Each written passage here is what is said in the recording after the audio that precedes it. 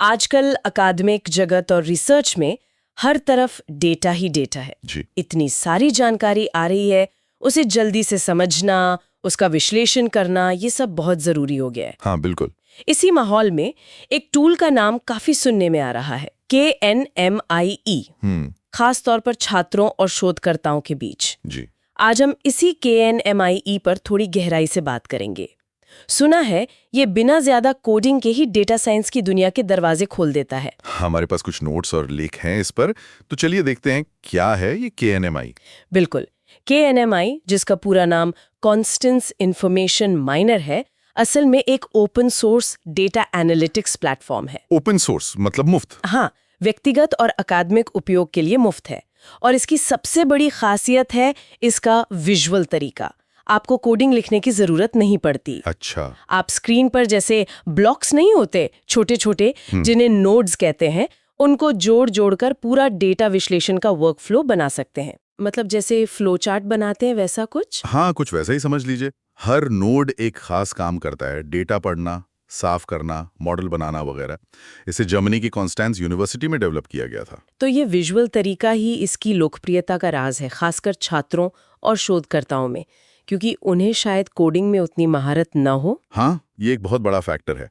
सोचिए, कोई छात्र या शोधकर्ता जिसे अपने विषय की या सांख्यिकी की अच्छी समझ है, पर पाइथन या आर जैसी भाषाएं नहीं आती, हाँ।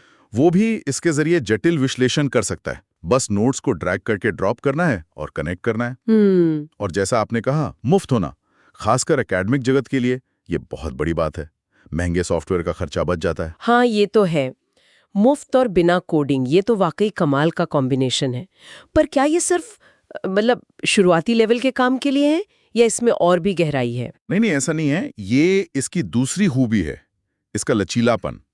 देखिए, कोडिंग जरूरी नहीं है, पर अगर आपको आती है और आप इस्तेमाल करना चाहते हैं, अच्छा। तो काइम आपको पाइथन, आर, जावा, यहाँ तक कि SQL कोड को भी अपने विजुअल वर्कफ्लो में इंटीग्रेट करने की सुविधा देता है। ओह, अच्छा। तो मतलब एडवांस्ड यूजर्स के लिए भी इसमें काफी कुछ है। जी हाँ। मान लीजिए आपको कोई खास लाइब्रेरी इस्तेमाल करनी है या कोई कस्टम स्क्रिप्ट चलानी है, तो वो संभव है। इसी वजह से ये bioinformatics, life sciences, marketing, engineering, social science, finance, मतलब बहुत अलग-अलग क्षेत्रों में काम आ रहा है। समझ गए। तो ये शुरुआत में आसान है, पर जरूरत के हिसाब से आप इसे और शक्तिशाली बना सकते हैं। इसकी कुछ और मुख्य विशेषताओं के बारे में बताएंगे? जैसे मैंने सुना है इसमें टेक्स्ट माइनिंग जैसी चीजें भी हैं। जी हाँ। इसके मुख्य फीचर्स में एक तो है इसका विजुअल वर्कफ्लो एडिटर, जो बहुत इंट्यूटिव है। फिर इसमें पहले से बने हुए ढेर सारे एनालिटिक्स टूल हैं, सांख्यिकी के टेस्ट, मशीन लर्निंग मॉडल्स जैसे क्लस्टरिंग, क्लासिफिकेशन वगैरह।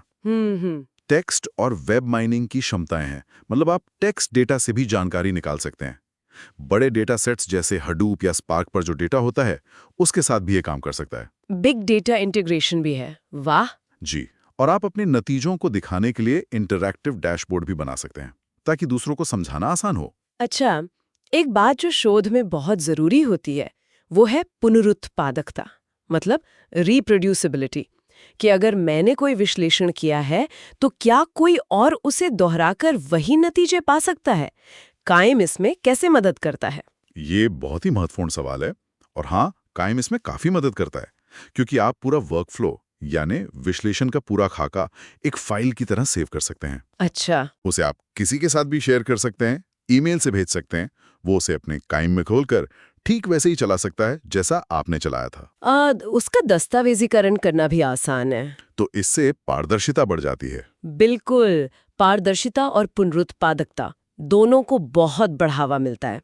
हमने देखा है लोग इसे जीनोमिक डेटा के विश्लेषण से लेकर बड़े-बड़े सर्वे के डेटा को साफ करने या मार्केटिंग में ग्राहकों के समूह बनाने जैसे कामों में इस्तेमाल कर रहे हैं। कोई उदाहरण याद है जहां इसने वाकई किसी शोधकर्ता का काम आसान किया हो? हाँ, एक किस्सा सुना था किसी कॉन्फ्रेंस में। एक शोधकर्ता बता रहे थे कि कैसे वो कई हफ्तों से डेटा क्लीनिंग के कोड से जूझ रहे थे, पर काइम में वही काम उन्होंने कुछ ही घंटों में कर लिया, वो भी बिना एरर के, क्योंकि सब कुछ विजुअली दिख रहा था। अरे वाह, ये तो वाकई प्रभावशाली है।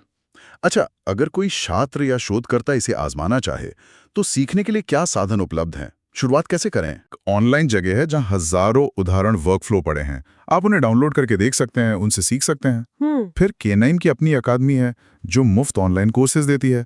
यूट्यूब पर भी बहुत सारे ट्यूटोरियल्स हैं और एक एक्टिव ऑनलाइन कम्युनिटी फोरम भी है जहां आप सवाल पूछ सकते हैं। और सॉफ्टवेयर कहाँ से मिलेगा? बस K9 की वेबसाइट पर जाएं और एनालिटिक्स प्लेटफॉर्म डाउनलोड कर लें। विंडोज, मैक, लिनक्स सबके लिए उपलब्ध है। ठीक है, तो संक्षेप में कहें तो K9 छात्रों और शोधकर्ताओं के लिए एक बहुत ही शक्तिशाली, मुफ्त और सीखने में भी आसान टूल है।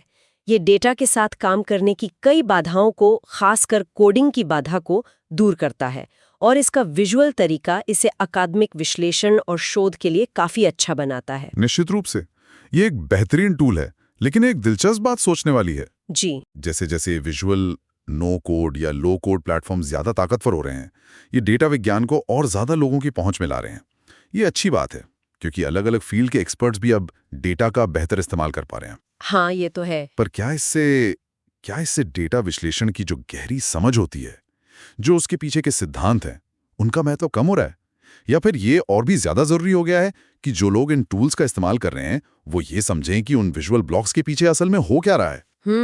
मतलब टूल्स चलाना ही काफी नहीं है। हाँ, ताकि वो नतीजों की सही व्याख्या कर सकें, गलतियां ना करें।